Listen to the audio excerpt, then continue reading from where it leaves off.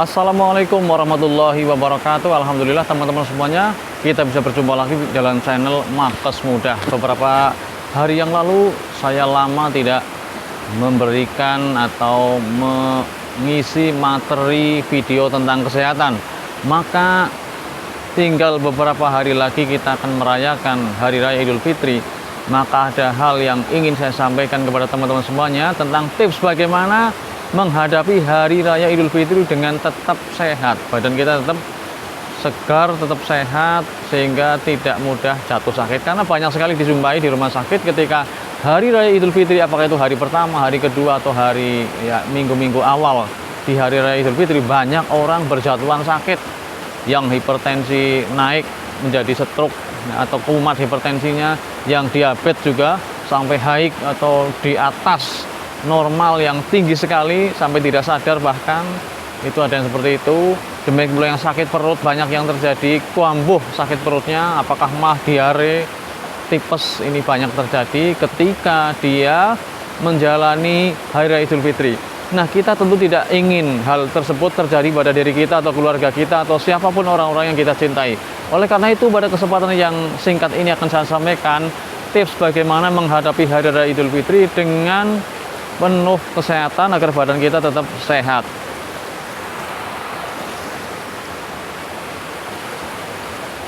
Tips yang pertama yang ingin saya sampaikan adalah dalam hal makanan. Ketika Hari Raya Idul Fitri kita disajikan di rumah kita, di rumah ketika kita bertamu, di tempat famili kita, saudara kita, teman kita, dengan makan makanan yang menarik selera, yang banyak jenisnya, sehingga membuat kita ingin mencoba, ya mungkin tidak hanya 1-2 makanan, bahkan mungkin ada yang nyoba semuanya yang di atas meja. Maka kita harus berhati-hati dalam hal makan, karena salah satu sumber orang sakit diantaranya adalah dari makanan yang berlebihan atau makanan yang tidak proporsional atau tidak seimbang untuk kebutuhan tubuh kita. Oleh karena itu, hendaknya kita tidak makan makanan yang terlalu banyak lemak, yang terlalu pedas, yang terlalu banyak juga tidak kita lakukan pada Hari Idul Fitri. Hindari makanan yang terlalu banyak lemak, yang pedas sekali, ya, atau yang mengandung gas, yang banyak karbonasi, ya, ataupun terlalu manis. Ini juga tidak baik untuk tubuh kita. Tetaplah kita makan secukupnya, khususnya kita perbanyak makan buah dan sayur. Jangan lupakan, ya, karena buah dan sayur merupakan salah satu di antara makanan yang pokok untuk kita konsumsi agar tubuh kita menjadi sehat.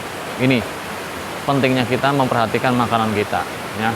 Kemudian teman-teman sekalian, hendaknya kita cukup air putih, air minum kita harus cukup, sesuaikan dengan tubuh kita. Ketika tubuh kita 50 kilo, maka kalikan dengan 30, 1500 cc. Ya. Ketika tubuh kita 70 kilo, maka kalikan dengan 30, 2100 cc, ya, atau sekitar 10 gelas dalam sehari. Ini untuk menjaga keseimbangan tubuh kita agar metabolisme tubuh kita menjadi lancar dan tubuh kita tetap seimbang, tetap sehat. Kemudian cukupkan untuk istirahat. Mungkin di Hari Raya Idul Fitri kita kesana kemari, kita bersilaturahim, kita berkunjung ke sanak famili, ke saudara kita, ke orang tua kita, ke teman kita mungkin capek. Maka kita harus mengalokasikan waktu untuk beristirahat, karena tubuh kita punya hak, ya. Jangan sampai kita menyia-nyiakan kesehatan kita dengan membuat tubuh kita terlalu capek sehingga kita mudah jatuh sakit. Kemudian selanjutnya teman-teman sekalian, kita bisa menyempatkan tetap untuk berolahraga meskipun ringan, meskipun hanya berjalan kaki, ya. Mungkin setengah jam atau 20 menit lah kita berjalan kaki. Kalau Anda pekerjaannya tidak terlalu jauh dari rumah, Anda bisa nyoba dengan bersepeda, Anda bisa nyoba dengan berjalan kaki. Tentu saja harus berangkat lebih awal agar tidak terlambat. Nah, itu adalah salah satu tips yang tidak boleh kita lupakan pula, yaitu berolahraga. Meskipun tentu saja olahraganya olahraga yang ringan-ringan saja, jangan terlalu berat, karena kita dalam kondisi capek, mungkin kita habis kesana kemari, habis bersilaturahmi. Kemudian teman-teman sekalian, tidak lupa pula kita hendaknya untuk menjaga kesehatan kita dengan menjaga diri dari hal-hal yang membuat diri kita sakit, khususnya ketularan penyakit dari orang lain. Ya, ini juga masih dalam masa pandemi pula kita juga harus ketika berada di banyak orang, kerumunan, kita bisa tetap menggunakan masker ya, kecuali dengan keluarga kita mungkin kita yakin mereka sehat semua, ini kita masih bisa toleran untuk tidak memakai masker. Tapi kalau dalam kondisi berkerumun banyak orang, tentu kita harus tetap waspada karena ini masih dalam masa pandemi, juga dari berbagai macam penyakit yang lain yang bisa disebabkan oleh perantara melalui udara ya, atau airborne, misalnya penyakit TBC, penyakit influenza ya, ataupun mungkin droplet ya, melalui percikan ludah orang yang bersin.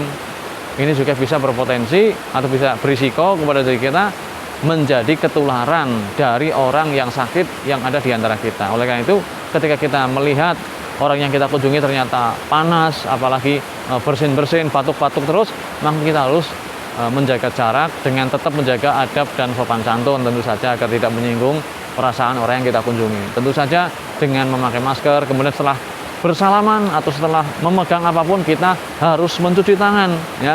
Khususnya kalau kita mau makan lebih-lebih lagi, ini tetap harus kita upayakan mencari air untuk cuci tangan.